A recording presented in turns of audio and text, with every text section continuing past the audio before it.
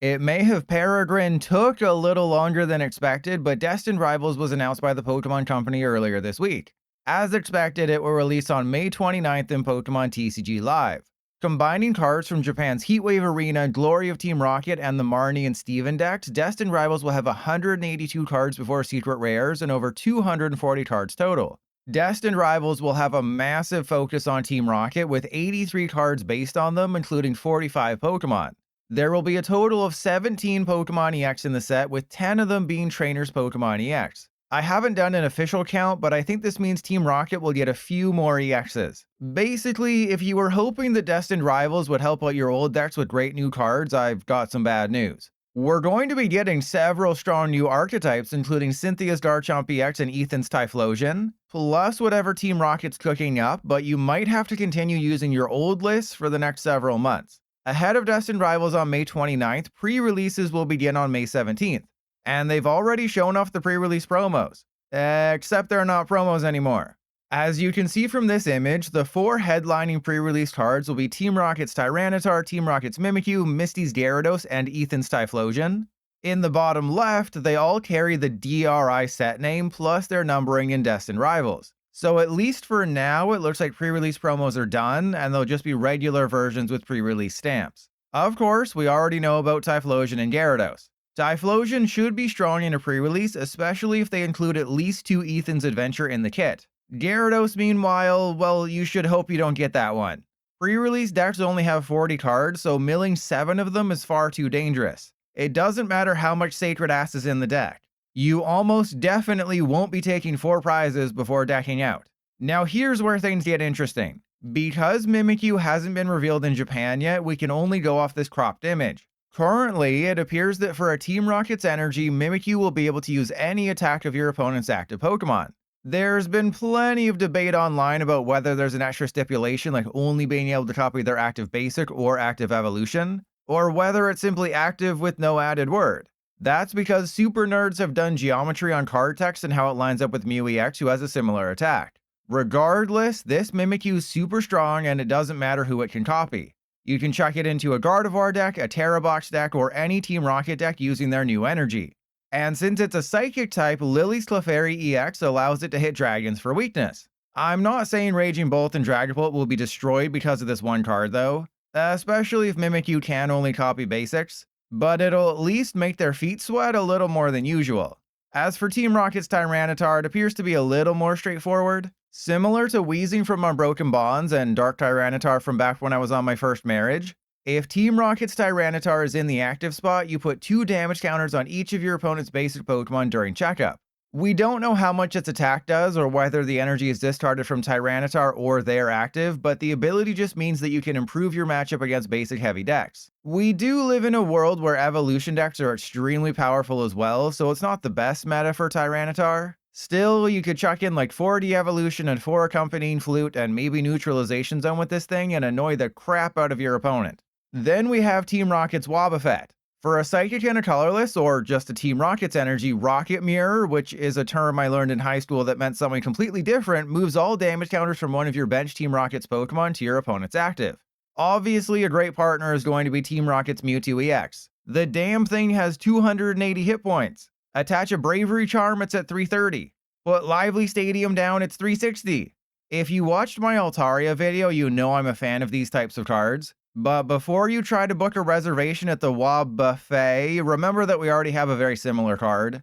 Fluttermane from Surging Sparks does the exact same thing except for ancient Pokemon, and it's seen 0 play. I even dedicated an entire freaking stream to this card and it went horribly. Still, a single copy with Mewtwo might not be a horrible idea.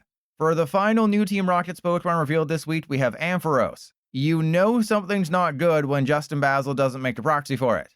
Its ability says that whenever your opponent evolves a Pokemon from hand, you put 4 damage counters on it. Even if it did stack, Ampharos isn't playable. Not only does something like TM Evolution exist, evolving from deck and not hand, but 4 damage counters isn't worth the effort of getting a Stage 2 in play that has a crap attack.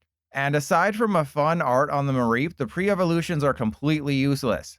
Maybe if there's some weird evolution shenanigan cards still to come for Team Rocket, it might be a thing, but I'm leaning towards no.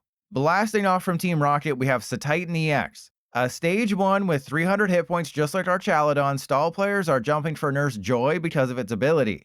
Just like Primal Groudon EX from the XY era, Titan prevents all effects of your opponent's items and supporters done to it.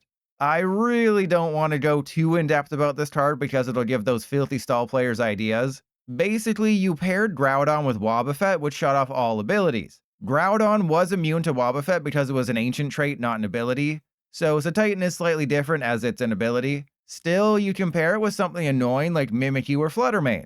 This gives you a backup Pokemon in case they take a KO, but it's a backup they can't boss or Prime Catcher up. I doubt it'll be anywhere near as successful as Primal Groudon, but if just a couple more stall-focused cards are printed in the future, you will have to mount a firm attack on Titan. Okay, I know I said when Justin Basil doesn't make a proxy, the card sucks, but this one has some usage. For 2 metal and a colorless, Zamazenta does 70 damage. But if your opponent hits into you the following turn, they take damage equal to the damage dealt to you.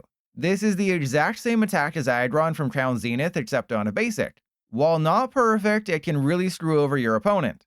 Attach a Bravery Charm or Heroescape or Luxuriascape to boost Zamazenta's HP, and you can basically guarantee 180 damage or more in revenge. Raging Bolt will hate the boosted HP because they'd have to deal 210 or 280 damage, and Charizard EX at the end of a game might knock itself out.